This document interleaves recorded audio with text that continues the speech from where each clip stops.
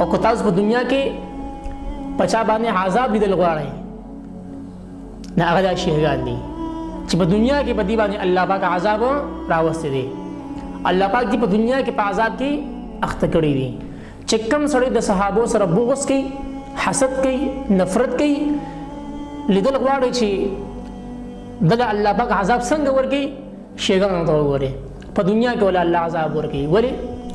ځکه چې دي د ابوبکر صدیق پسې کنځلې کوي، د عمر فاروق رضی الله عنه پسې کنځلې کوي، امیر معاویه رضی الله عنه پسې کنځلې کوي، عثمان غنی رضی الله عنه پسې کنځلې کوي، صحابه پسې کنځلې کوي. نه الله پاک ولا د هغې سزا په دنیا کې ورکوي او خلکو ته یې ښیي چې څوک زما د پیغمبر د صحابو سره بغض ساتي، حسد ساتي، کینه ساتي، نفرت ساتي، زه په دنیا کې هم عذاب ورکوم، په آخرت کې هم عذاب ورکوم.